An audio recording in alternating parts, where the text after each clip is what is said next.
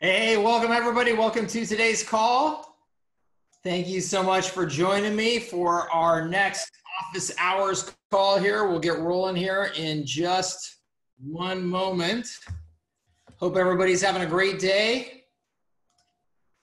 And we'll get this show on the road here in a second here. If you have questions that you would already like to ask, please go ahead and start typing them into the chat now. We're going to be here for an hour. And so to make the most of our time here, if you have questions, go ahead and chat them in or go ahead and raise your hand and let me know that you'd like to chat. What's up, Robert Jackson Jr.? Richard, how you doing, bud? So if you guys, if you have any questions, type them in or go ahead and put a comment in there and let me know that you'd like the mic and we will unmute you and you can chat. Welcome to any new folks we have here on our office hours call. This is your first office hours call. Welcome, welcome, welcome. This call is all about just answering your questions. So no training agenda, just answering questions that you have. See if I can't help you get unstuck with anything, to help you move forward wherever you're at in your business. And let's see here. I'm going to try something here real quick. See if I can't move this over here.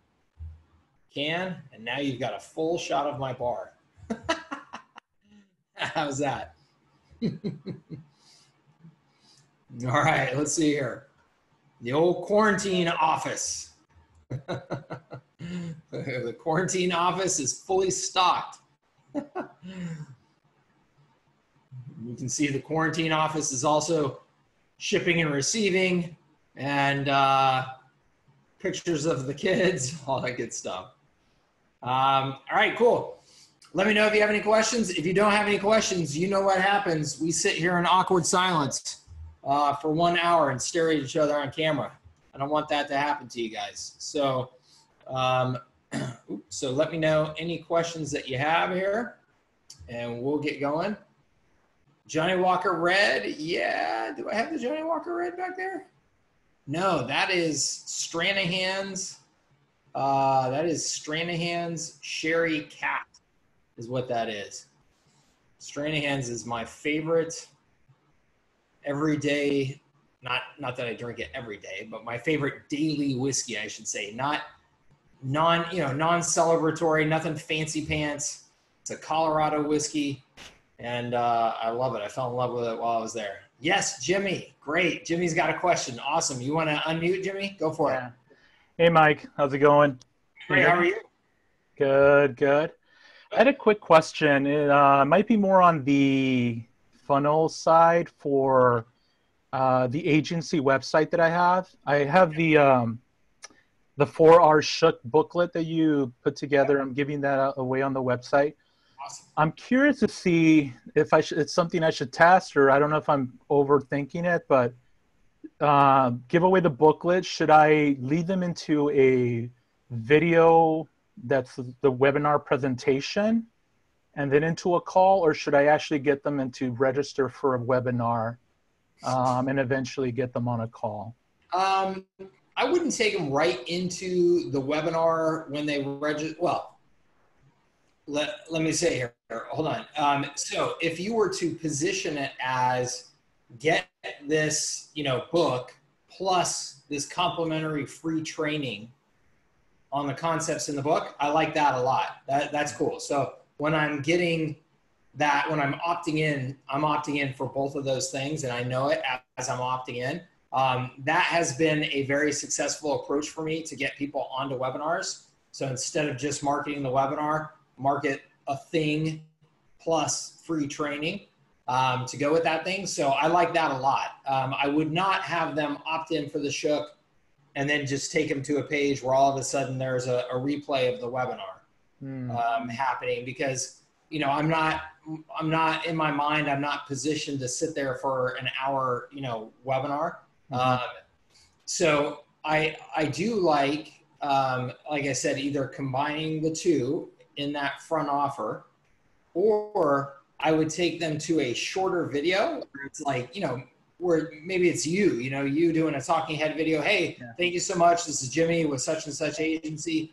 Appreciate you grabbing the book. You're really going to get a lot out of it. Let me just take a couple of minutes here to walk you through some of the key concepts. Then down below here, you'll see two options. One, if you'd like to book a call with me, you can go ahead and do that. Two, if you'd like some more free training on this concept, I've actually got a full presentation here that you can register and view. That's the way I would handle that. And that way you're giving people the option of, hey, if I want to go for that, more in-depth training, I can, but I might be ready, after hearing Jimmy talk here for a few minutes to, let's go ahead and book a time to talk. Okay. So do the upfront video, kind of a mini video sales letter into two options for a call or for a another webinar. Okay. Yeah, that's exactly what I would do. Okay, cool. Perfect. Cool. Okay, awesome. Thank you. Yeah, absolutely. Thanks for the question, Jimmy. Yep. Who else has got a question out there?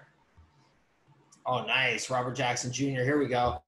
So my clients are elected officials and candidates for office. In my gut, I know I need to design the services at scale type service where I provide a monthly scalable service, but because the election is less than 140 days away, I have an opportunity to offer high-level consulting services to campaigns. These would be one-off services where they would hire me through the November election. Even though this flies in the face of STS, is this advisable? How best to market it? Yeah. Okay, so Robert Jackson Jr., I don't know. You may not have seen my Bike with Mike. I did a Bike with Mike video just for you, and I sent you in the Marco Polo group an answer to this one, but I'm gonna go ahead and answer it again because it's a great question. So what Robert is asking, he's saying, hey, politicians hire me to help get elected. I run social media to help them get elected. The elections are coming up here pretty darn quick. So there's this condensed period of time where I have the opportunity to sign on some pretty decent sized deals with politicians because there's urgency, right? There's an election coming up. What he's saying though, is that those have always been these higher price consulting agreements that he hasn't figured out how to scale himself. And he ends up getting stuck in essentially, being an employee for these politicians for a period of time in terms of having to trade his time for money. So what he wants to do is to create a more services that scale structured package so he can get out of that model. And he's wondering if he should do that now or take these higher price deals while he can, given that there's only a short period of time before the election cycle. So, and I love, he says, he asks, is this, a little bit of a, kind of an excuse to not put together his services that scale packages, is this flying in the face of services that scale? So the answer, Robert, I think that the right thing for you right now is to take these higher price deals that you can right now, because you do have such a short window of time before the election season or before the election actually happens, that I think it's a good idea right now, given the economy, given that unique sales cycle that you have, to go ahead and take those deals. Okay, take those deals, get your cash, do that work. However, I would not sideline developing the services that scale model because of that, okay? In fact, what I would say is that you really need to use the money and the time here in the next 30 days or so to really push on developing your services that scale packages so that they're ready to go. And then I would be using all of the experience that you're getting in these higher price deals to, one, capture proof and test deals, and then two, just make sure that you're taking all that knowledge gained from working with these higher price deals and baking them into the packages in the most scalable way. So I think here's the thing though, Robert. I think that, unless you're telling me that you're literally going to be working, 120-hour weeks for these politicians, I think that you should take these deals. You should get your services that scale packages done in the next 2 weeks. Okay, honestly, if you're telling me that it's going to take longer than 2 weeks to get those done, given that you already have experience in this market and I know what you know, I say you are giving yourself some sort of easy out. There's no reason why it should take more than 2 weeks to get those suckers packaged up and get them out the door. So that then leads you to a position where you could do some marketing of those packages here for this election season still and see what you can sign up. And maybe you don't, sign up everybody. Maybe you only sign up a handful of them as a little bit of a test run because you're going to have limited hours due to the other clients. But I would recommend that you take that approach. All right, you're unmuted. Go for it, Robert. Yeah, can you hear me? Yes, sir. Okay, cool. Yeah, that's what I was thinking because I'm not going to stop trying to develop a services that scale packages, but right now I think that I can strike while the iron's hot, and I know for a fact, I'm not deluding myself, once the November election is over and most of these people are going to win, the high level consultancy will stop.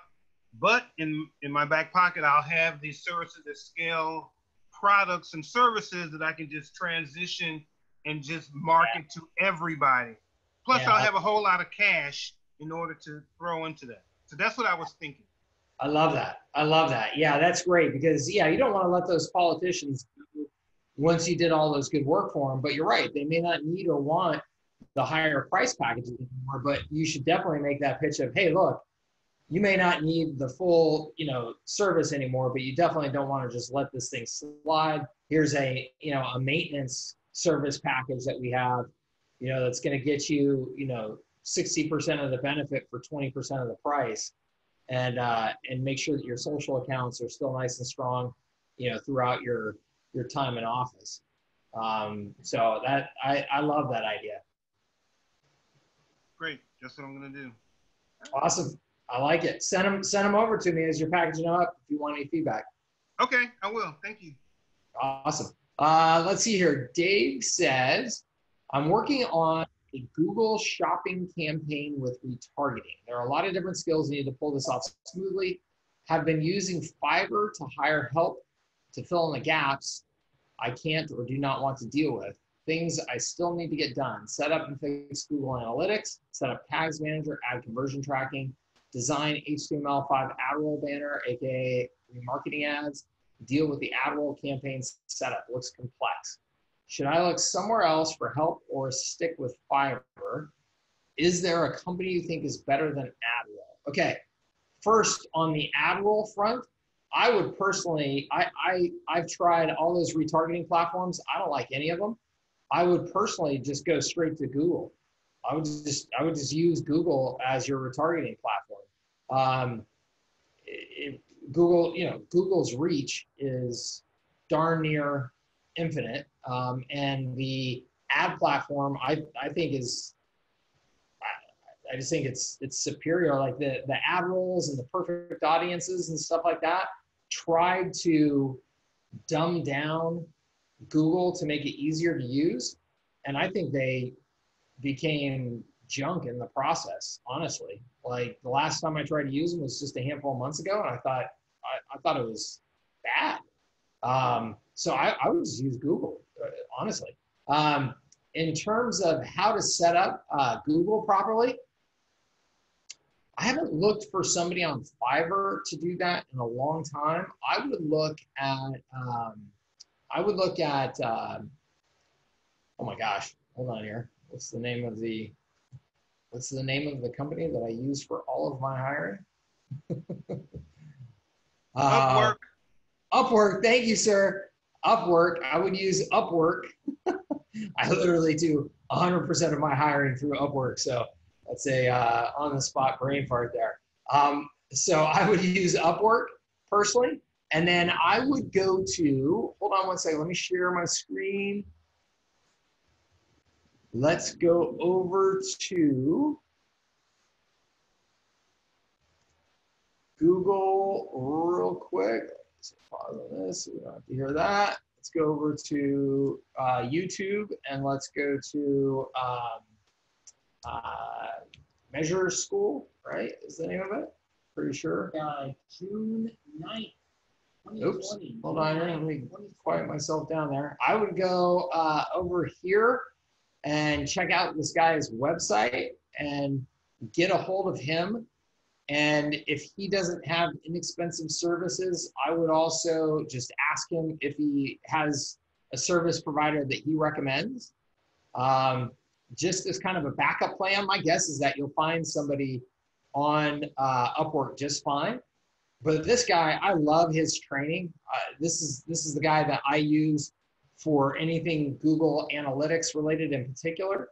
And then this is what I give my team to make sure that they understand all the latest and greatest on Google Analytics, Google retargeting, all that type of stuff. So I would highly recommend that you get in touch with, I haven't even looked at his website, but I'm sure his website, I would be shocked if he doesn't have some service packages or something like that. I don't know if measureschool.com is it. Yeah. So services, Google Analytics Audit, Analytics Project, Consulting. So, I don't know what this guy's rates are and stuff. Here is what I can tell you for sure, Dave.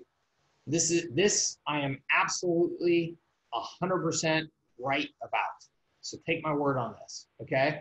Is that if you set up Google right the first time, everything is infinitely easier and better.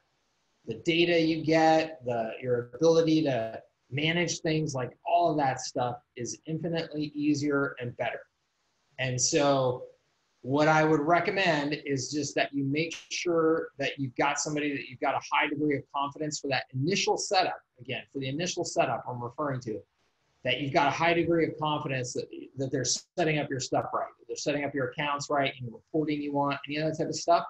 Because once it's set up, it's pretty darn easy then to use, okay? And maybe what you'll end up doing is every few months calling these guys back up and saying, hey, look, not sure we're doing this right, or we're getting some funny data over here, or not getting the data we want over there.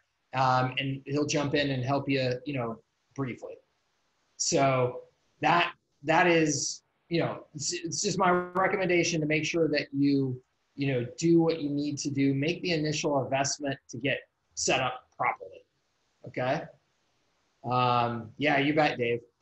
And then Dave, I also want to remind you, actually, while we are here, let me do another screen share. To remind you, Dave, to consider, depending on who these clients are, maybe not with Google Shopping, it may not make sense. But LinkedIn has got more retargeting capabilities now, and then there, of course, there's always good old Facebook, right? So don't forget to run ads there as well.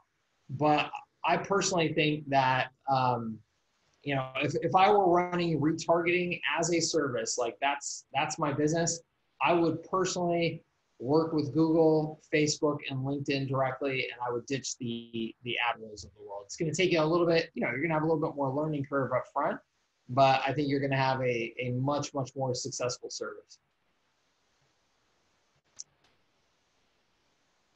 All right, let's see here. Teresa says, is there any way we could manage a contest on Highlevel? What are the rules surrounding Facebook now? My goal is to keep it as much as possible on Highlevel. Yes, Teresa, I love that. I love that idea. I love that request, desire, if you will, to keep everything on Highlevel. Is there a way that you can run a contest on Highlevel? For sure. Will it technically meet all of the terms of service requirements of Facebook? I am not 100% sure on that, but let me just give you the idea on how I would do it. Okay, and by the way, I run campaigns like this frequently that probably do not completely fit Facebook's terms of service for contests, and I don't have any problems doing it. So that's not a recommendation to break the rules. It's just, I've never had any pushback from them on my contests at all. So I wouldn't sweat it too much. But the way that you would do it, Teresa, is you would just set up a landing page in Highlevel, have everybody come in, into your Highlevel account. When they opt in through that landing page, you just put a particular tag on them so that you can then easily pull up a smart list of people associated with that opt-in page. And then what I do for so many contests, and it works just fine, is literally just get into Google and do a search for a random number generator, and just pull up a random number generator. Look at all the people that you have that opted into your contest, and let's say there's 300 of them, and then you just go into the random number generator and put in 300, and then hit go, and it will pick you a winner, and then you just go down through your list. And I shoot videos of me doing that. So I take my camera and I literally shoot videos of me doing that on my screen so everybody can see, hey, everybody, I want to let you know this is fair. Here's what I'm doing. 300 of you opted in. Here's a random number generator. I'm going to go out over here, hit it. I'm holding my camera, recording this the whole time. And then I go to, count down the list to 300. And I pull up the person, I announce that person's name right there in the video. And then I take that video and I post it to like my Instagram stories and stuff like that. And that's how I announce my winner. And that, gets engagement to your Instagram story and stuff because they're looking there for the winner announcement. And it's also, like I said, it's proof. It shows that I've got some sort of fair process going on, even if it is kind of, duct tape and baling wire approach.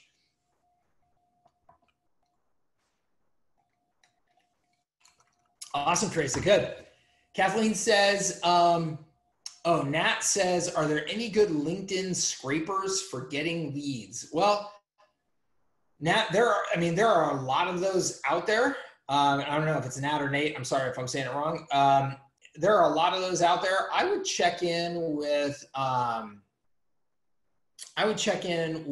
my friends Corey and Ira with what the heck is the name of their business? It is, hold on one second, let me just, mojoglobal.com. So I think that is the URL. Let me check and see. Yeah, so mojoglobal.com, and that is where I would go and check that. I would get in touch with those guys. They pretty much exclusively focus on LinkedIn, and they're good guys. I've known them for a long, long time, and they would take good care of you, I think. I have not personally used anything automated with LinkedIn in a long, long time. So I would not be a good firsthand experienced person to be able to tell you that, unfortunately. Let's see here. Kathleen says, I ran a Facebook campaign, regular and a lead ad, for a chance to win a one-night stay at a bed and breakfast. We got over 1,400 to opt in. Nice, Kathleen. That's what I'm talking about. People love their contests. That's great. Teresa says, with the local newsletter idea, doing a newsletter only, keeping it simple, that would still require a Facebook page, wouldn't it, to run your contest through? Yeah, I would still have a Facebook page, Teresa. I would have a Facebook page. You're going to need that for running ads and stuff like that anyway. So you don't have to do it a ton with it, but I would have it and just make sure it looks sharp and everything's set up on it. It's got your phone number, it's got your contact info, all that good stuff. And then, I would do, Teresa says, I would actually, you've seen that approach that a lot of people are using, where they're taking the actual Facebook page banner and making it all about, hey, click here to opt into our latest, to opt into our newsletter, or opt into our latest giveaway contest or whatever it is. I would just make it all about, getting people to that. Every time you run a contest, I just post it on there. Yep. Exactly. Cool. Good stuff. Good questions, gang. Any other questions that you have, go ahead and type them in. One of the things I was going to share with you guys today, I'll just go ahead and share right now since there's not a new question in there. This is going to be something interesting to keep an eye on. So this is the new email service from the team that created Basecamp. And they apparently have been spending the last 2 years working on a reinvention of email. And it looks really cool. It looks really, really cool. They've taken a lot of the common nuisances of email and fixed them, it looks like. So this is going to be really, really cool. I'm excited to check it out. I did a, oh, actually, here's a free 14-day free trial here. So I did a request for their invite code. When you click on try it free up here, there's an invite code. And so I requested that. But it looks really, really cool. Yeah, Theodore, absolutely. It looks like a nice service. And these guys, you know, they really know what they're doing with software and making software user friendly. Obviously, they've had just ridiculous success with Basecamp. So this is, I think, going to be a big, big, big winner. Adam says, getting ready to run some cold email campaigns. I was looking at Lemlist because I have a new email warm-up tool. What do you recommend for cold emailing software? Or would you just do this with Highlevel? Adam, I mean, you can definitely do it with Highlevel.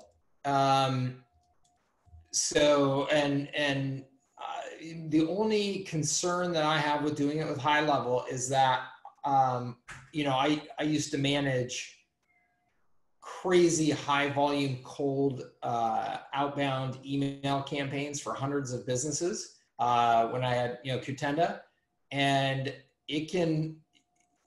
it almost always will end up getting your account in trouble. Almost always. So no matter what you do, no matter, you know, how clever you think you're trying to be about it, clean you think you're trying to be about it, my expectation would be that if you do it from Highlevel, you're going to ultimately damage your sender reputation enough in Highlevel that then you're going to have a hard time getting normal email, you know, through to people's inbox using your Highlevel account. I don't think you want that.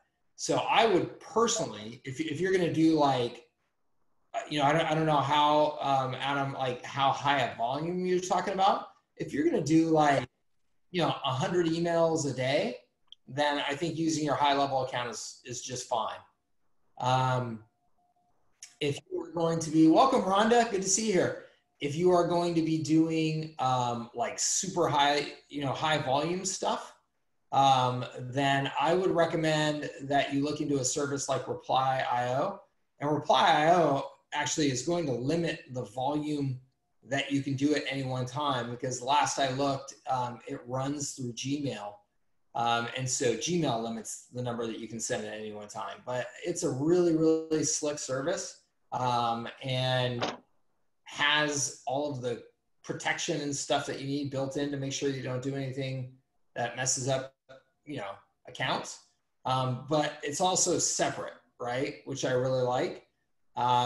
If you are going to be doing though, like I said, if you're talking about, you know, you're going to send 50 to 100 cold outbound emails a day, I think you'd be just fine using Highlevel.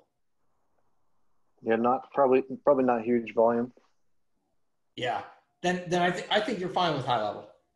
If you tell me you're going to crank that up and you're going to try and do, you know, thousands a day, you know, type of thing, then I would say get off of Highlevel and use something that you don't mind having some potential problems with. Yeah, I mean, I just pulled a new domain and email account through GoDaddy, and then Lemlist seems like it has like a warm-up tool where they email the users between each other to kind of warm up a brand new account. Lemlist, is that it right here? LEM. Oh, LEM.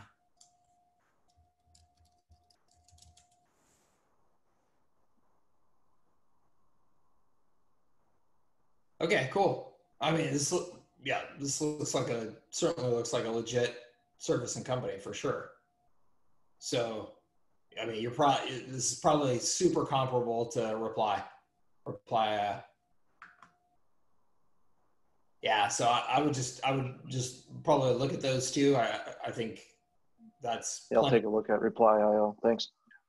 That's plenty of research. It's just those two tools. I used Reply.io for a long time. It works great. This looks like it works great. So should be set. Sweet. Cool. Teresa says, do you need a Mailgun account to send out emails from Highlevel? Teresa, yeah, you need one of a few different options that you can set up, but Mailgun is one of them. That's what I'm using. Works just fine.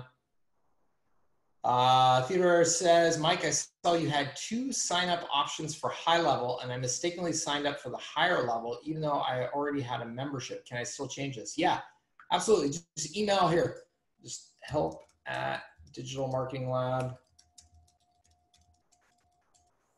Just email that, and we'll get you all squared away, okay? Dave says, going back, 3.5 months seems too long for a contest time frame. Dave, it really depends on that's a longer one for sure. It really depends on typically on the prize that you're giving away. So if you're giving away like a big major prize, it's got real high value, then running that campaign for a few months can be just fine. If you are doing something that's a smaller prize, that's definitely a long time frame. I typically never go longer than a month. And if I'm doing something that's a smaller prize value, it's usually just a couple of weeks. Richard says, hey, Mike, I'm getting ready to film my webinar presentation. Do you recommend filming it in one take or filming it in sections and piecing it together? Well, so Richard, what I would suggest is that you do whatever works for you. And so I would personally start filming it as if you're filming it in one take, and as if you're doing it live. And the reason why is that I think that you'll have a different energy and momentum to it. That there's kind of a natural, energy and momentum to it. Now, I'm saying all that from my experience, and also from my from the way that I present, right? So there are people who outsell me, I'm sure, who when I watch their presentations, I'm like, man, that's like a really monotone, actually, Richard, the founder of Samcart, right? Brian, that guy's awesome. I love his stuff. Super successful, clearly, has sold $1 bazillion, online. But man, every video, every presentation that he does, he looks like he's on drugs or something. He's like just kind of like staring into the camera and has the exact same, monotone type of voice the whole way. But it's compelling, and I listen to it. For me personally, it would be very difficult for me to create a presentation like that. It would be super hard. So I get energy, and I give energy, from talking, right? And kind of just sharing things naturally to me. Is that the most polished version? Absolutely not. But it has an energy, and I think a presence to it that I think works to have a certain impact.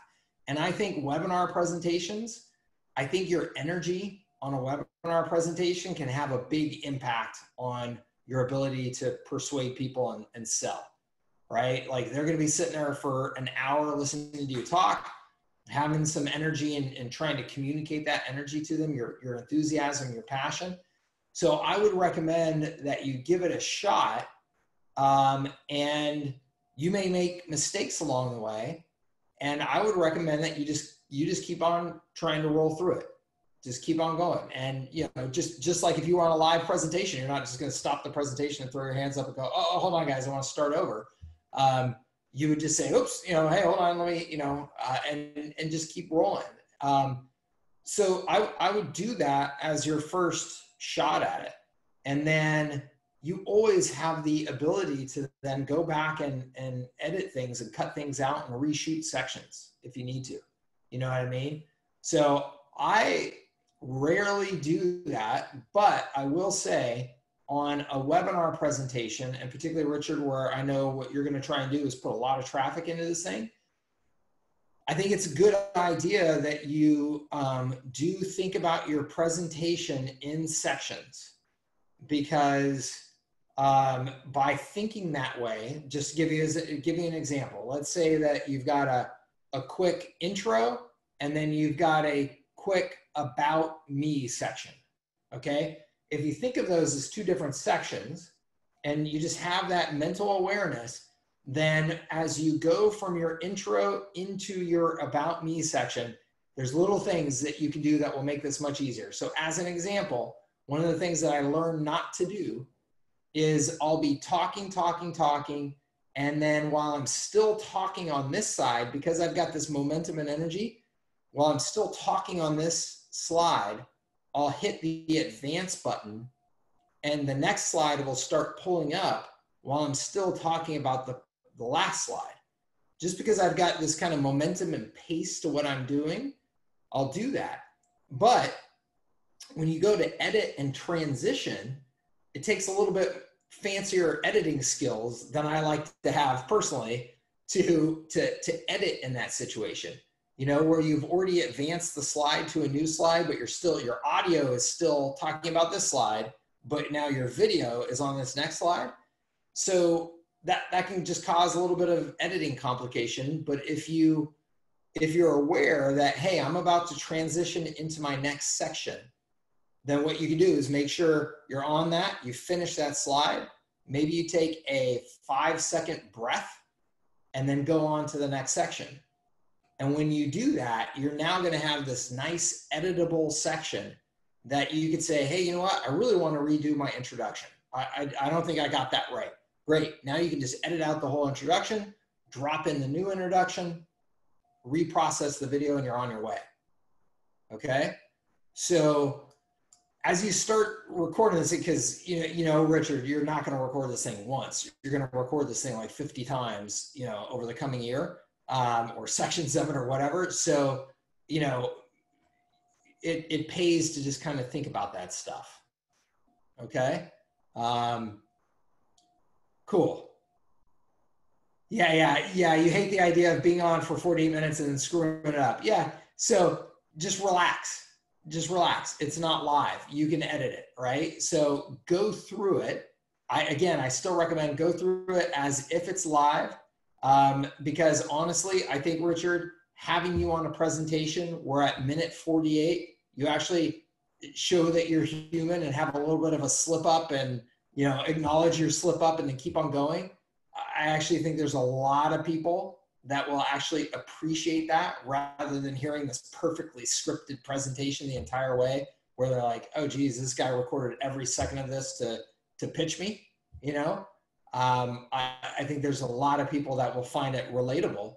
And so, you know, you may not want to edit that type of stuff out at all. Okay. Let's see here. Jimmy says, here's an industry article for anyone working with restaurants, bars. Cool. Let me pull that up. I work with restaurants and bars. Yeah, look at that. 120 billion in lost sales, permanent closure count rising. Man.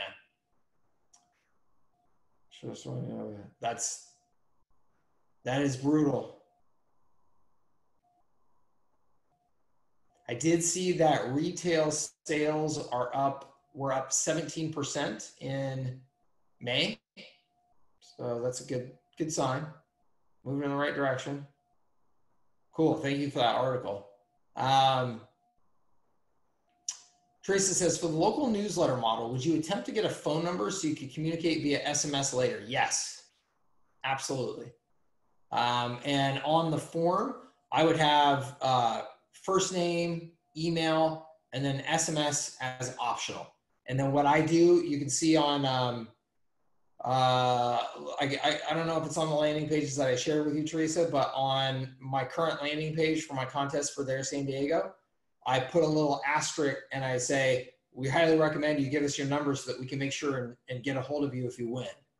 Because so many people don't check email anymore, and particularly younger generations. So if you're marketing at all to any younger generations, you know, my kids, if I send my kids an email, I then have to text my kids and say, I sent you an email, check your email, because otherwise they won't check it for weeks. Let's see here. Robert Jackson Jr. says, speaking of webinars, do you have any recommendations regarding webinar services or webinar presentation services? Robert, do you mean the actual like webinar tool, or do you mean like somebody to put together a webinar presentation for you and like, you know, maybe? No, the webinar tool, the actual tool. Yeah, so I have used Demio for years. I think most people still use GoToWebinar. So GoToWebinar. Demio is what I've used for years now. And I like it. I like it a lot. They've done a nice job. I have most recently just been using nothing but Zoom. And Zoom has a webinar service. It's more expensive, but it's I really like the ability to pull up on camera and stuff like this and do talking while do face, you know, talking while I'm doing the webinar. You can do that in other webinar tools, but Zoom, I just think is cool, like that you can easily pull other people into the webinar too if you want, let them talk. So, and then if you are doing recorded webinar, it is Mike Phil Same's product. Oh my gosh, what is the name of it? Well, there's EverWebinar. That's not his. EverWebinar is another one that's good. Webinar Jam. Yep, thank you, Teresa. So Webinar Jam, that's the one that I use. Webinar Jam. So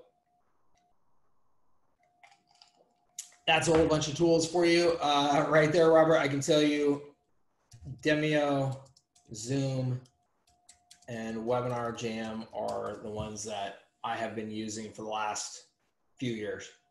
Cool. Cool. Lots of good questions. I appreciate it, everybody. Ooh, hold on, decline, sorry. Yeah, lots of good questions on here. If you have any more, type them in. We've got 15 minutes left on our call, so happy to address anything else that you have.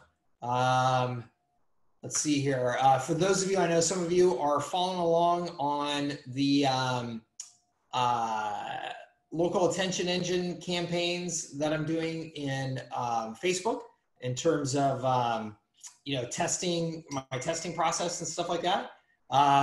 So just to let you know, we have entered phase 2 now. So if you're following along with that, phase 2 is where I'm testing the variety of images now.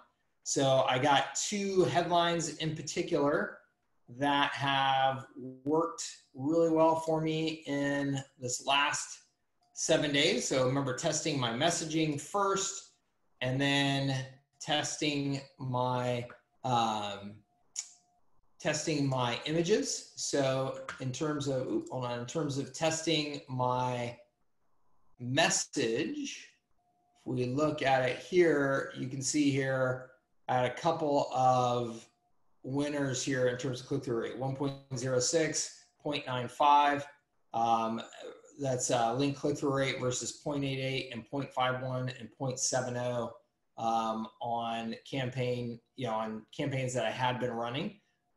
So just got a modest test budget in here and testing these various headlines. But now I've got a few different headlines that are clearly working better than others. And so now I've got images that I'm split testing, not technically split testing, but using the CBO campaign budget optimization feature that I will be running on those headlines that were winners now. So I got 3 images each that I'm running to go along with that. So just FYI there. Let's see here. Teresa says, can you think of any possible problems for a newsletter that is about the local area but has national appeal? I think the approach would stay the same, except your ads would be at a national level. Everything still benefits the local economy and appeals to the local business owners as far as the desire to run ads or have sponsored content. No, I don't think so, Teresa. I mean, as long as the content is, as long as they have a reason to read your newsletter versus, the more national newsletter. So as long as you're not just, as long as you're still sending like a newsletter for local people to read and enjoy that has some sort of local angle to it, then I think that you're in good shape. I think you're in real good shape. Cool. Yeah, I just would not like try to, compete with a newsletter that's, just the same content as some bigger national newsletter. Cool, yeah. Let's see here. Any other questions? Go ahead and type them in if you have them. Let me know. I'll be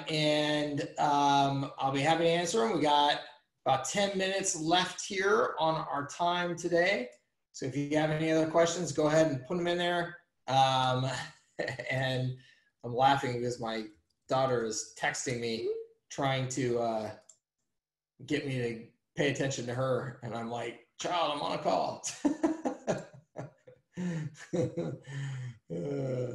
So let's see here. It's so funny when you're working from home. Sometimes your kids think, "Oh, that means you're just always available." We have to break that habit. It's a hard one to break, though. All right, cool. Do you have any other questions? If you have any other questions, let me know. Otherwise, we certainly don't need to sit here and stare at each other awkwardly. I will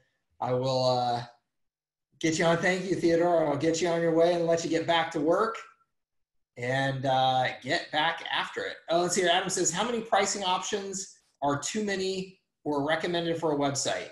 Adam, I really like 3, but that, I haven't done any scientific testing around that or anything like that. I actually explained this earlier this week. Was that yesterday? Who was I talking to? Anyway, the reason I like 3, I've always found that it works for me, is that if you think about, and this I have statistically shown is consistent, okay? If you have a low priced, a premium, and something in between, roughly 20% of the people are always going to take the low priced option. Roughly 20% of the people are always going to take the premium price option. And then that leaves you with 60% that's going to fall in the middle. I have seen that over and over and over again. And those numbers will vary a little bit depending on the market you're in and what you're selling and all that type of stuff, but they're not going to vary too widely from that. Okay. Makes sense. Yeah. And so having those 3 packages allows you to kind of easily, naturally let people fall into their buckets. And then you can design your services around that. And then if you go back to Adam, if you see my presentation on the 3 types of small business buyers, it also gives you a way to kind of naturally segment to those buyers. So a buyer that's more of a tools buyer, more systems buyer, or a more agency buyer. Those high price point for the agency buyer, mid price point for the systems buyer, low price point for the tools buyer. So if you can structure your services, your packages, and your price points to kind of line up along that way, like I said, I've just found that it's nice and easy. Sounds good. Cool. Richard, have a good one. All right, cool. Looks like that is it. Awesome. Thank you, Dave. Thank you, everybody. Adam, Bob, Charles, David, Fraser, James, JB, Jimmy, Kathleen, Kurt, Mickey, Paul, Richard, Robert, Steve, Teresa, Theodore, George, everybody, thank you so much for being here. I appreciate you joining me on office hours. I'll have a replay up on YouTube here ASAP. I just got the replay from last week up there last night, so my apologies on the delay on that one. We'll try and turn these around a little bit quicker than that. But the replays will be up on YouTube, so go check them out up there. Subscribe while you're there, and we will see you on a future office hours call. All right? Good luck, everybody. Take care. Have a good one. Enjoy the rest of your day and the rest of your week, and we will see you soon. Bye-bye.